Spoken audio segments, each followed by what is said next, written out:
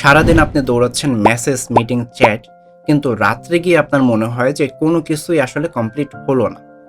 আপনি কি আসলেই অলস, নাকি আপনি ভুল জিনিস নিয়ে ব্যস্ত আছেন? আজকের ভিডিওতে আমরা আলোচনা করব সারাদিন ব্যস্ত থেকেও কেন আপনি কিছু অ্যাচিভ করতে পারতেছেন না এবং এই অবস্থা থেকে আপনি কিভাবে বের হয়ে আসতে পারবেন। আমরা সবাই মস্ত বড় একটা ভুল করি। আমরা ভাবি আমরা অনেক বেশি প্রোডাক্টিভ, অনেক বেশি কাজ করতেছি। যেমন আপনি 5 ঘন্টা ধরে সোশ্যাল মিডিয়ায় দেখতেছেন, সেখানে আপনি হয়তো কাজের ভিডিও 30 মিনিট দেখলেন। তাহলে আপনি কি সত্যিই প্রোডাক্টিভ, নাকি আপনি নিজেকে ব্যস্ত রাখার একটা ভ্রম তৈরি করতেছেন? আমরা নিজেকে বোঝানোর চেষ্টা করি যে আমরা বেশি ব্যস্ত আছি মানেই প্রোডাক্টিভ, কিন্তু আসলে কিন্তু সেটা নয়। আপনি কতটা বেশি কোয়ালিটিফুল জিনিস দেখতেছেন বা কি দেখতেছেন বা কিছু ক্রিয়েট করতেছেন কিনা, সেটার উপরেই ডিপেন্ড করে আপনি প্রোডাক্টিভ কিনা। যেমন আপনি যদি সারাদিন ভিডিও দেখেন, সেটা কিন্তু আপনার জন্য বেশি ইফেক্টিভ হবে না, কারণ ওইটা দেখার পর আপনি কাজটা আলটিমেটলি করতেছেন না। যতক্ষণ আপনি কাজ না করবেন ততক্ষণ কিন্তু ওইটা প্রোডাক্টিভিটি বলা চলে না। আজকের দিনে সবথেকে বড় নেশা হচ্ছে ডোপামিনের নেশা। এখন আপনি যদি একটু খেয়াল করেন, আপনি রিলস দেখতেছেন, সাথে সাথে 30 সেকেন্ডের মধ্যে আপনার ডোপামিন রিলিজ হচ্ছে। নোটিফিকেশন আসতেছে, 5 সেকেন্ডের ভিতরে আপনার ডোপামিন রিলিজ হচ্ছে। চ্যাট করতেছেন, 1 মিনিটের মধ্যে আপনার ডোপামিন রিলিজ হচ্ছে। আমাদের মেমোরি এইরকমই হয়ে গেছে যে আমরা শর্ট টার্ম ডোপামিনগুলা নেওয়া শুরু করছি। এর জন্য আমরা কিন্তু ডোপামিনের একটা ট্র্যাপে পড়ে গেছি। এই ডোপামিন ট্র্যাপ থেকে যদি আপনি বেরিয়ে আসতে পারেন, তাহলে আলটিমেটলি আপনি প্রোডাক্টিভ হয়ে যেতে পারবেন। আমাদের মধ্যে অনেকেই বুঝতে পারি না যে ফেক ওয়ার্ক কি এবং রিয়াল ওয়ার্ক কি। যেমন আপনি সারাদিন ইমেল চেক করতেছেন, নোটিফিকেশন চেক করতেছেন, চ্যাট করতেছেন, রিলস দেখতেছেন, এগুলো কিন্তু ফেক ওয়ার্ক। কারণ এইটা করার মাধ্যমে আপনার কিন্তু ইফেক্টিভ কোনো কিছু আসতেছে না। অন্যদিকে আপনার কাজের কিছু করতেছেন, আপনি হয়তো বই পড়তেছেন, কিংবা আপনি কোনো ভিডিও এডিট করতেছেন, কিংবা প্রজেক্ট প্ল্যান করতেছেন, যেটা আপনার জন্য ইম্পর্টেন্ট এমন কোনো কাজ করতেছেন, সেটা আপনার জন্য কিন্তু রিয়াল ওয়ার্ক।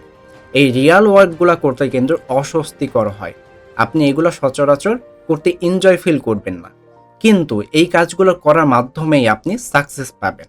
তাই আপনি যদি সারাদিন ফেক ওয়ার্কগুলো কন্টিনিউ করতে থাকেন, তাহলে কিন্তু আপনি কোনো কিছু অ্যাচিভ করতে পারবেন না। তাই আপনার ফোকাস রাখা উচিত রিয়াল ওয়ার্ক করার উপরে। এতক্ষণ তো আমরা আলোচনা করলাম যে কি কি কারণে আমাদের এই সমস্যাগুলো হয়। আমরা বিজি ফিল করি কিন্তু কোনো কিছুই অ্যাচিভ করতে পারি না। এইবারে আমরা জানার চেষ্টা করব এই যে ট্র্যাপগুলো থেকে আপনি কিভাবে বেরিয়ে আসতে পারবেন।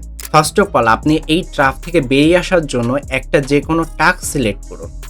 টাস্ক সিলেক্ট করার মাধ্যমে আপনার পুরো দিনটা টার্গেট হবে যে ওই টাস্কটা কমপ্লিট করা, এবং টাস্কটা সিলেক্ট করার আগে নিজেকে একটু জিজ্ঞেস করে নেবেন যে এই টাস্কটা করার মাধ্যমে আপনার গোলটা অ্যাচিভ হবে কিনা। এখন আপনি একটা টাস্ক সিলেক্ট করলেন, হয়তো ইউটিউবে আপনি 10 ঘন্টা ভিডিও দেখবেন, কিন্তু ওইটা কি আপনার গোল অ্যাচিভ করার জন্য ইম্পর্টেন্ট? যদি ইম্পর্টেন্ট না হয় তাহলে ওইটা করা যাবে না। যেটা আপনার জন্য ইম্পর্টেন্ট সেরকম একটা টাস্ক আপনি সিলেক্ট করবেন এবং সারা দিন সময় দিয়ে আপনি ওই একটা টাস্ক কমপ্লিট করার জন্য কাজ করবেন। আগেই কিন্তু আমি বলে ফেলছি যে আমাদের ব্রেন এখন শর্ট টার্ম ডোপামিন রিলিজের দিকে খেয়াল রাখে। তাই আপনার ফোকাস কিন্তু আস্তে আস্তে করে কমতে শুরু করছে। এর জন্য আপনার চেষ্টা করতে হবে এই ফোকাস যাতে আরো বাড়ানো যায়। তাই আপনি চেষ্টা করতে পারেন 90 মিনিট ফোকাস রুলসটা ফলো করতে। কিভাবে করবেন? 90 মিনিট আপনি একটা টাইমার সেট করবেন এবং সেই 90 মিনিটের মধ্যে আপনি কোনো ডিস্ট্রাকশন বাদে কাজ করবেন। ডিপ ফোকাস দিয়ে আপনার জন্য যে ইম্পর্টেন্ট কাজটা ওইটা কমপ্লিট করবেন। সর্বশেষ হচ্ছে রিফ্লেকশন।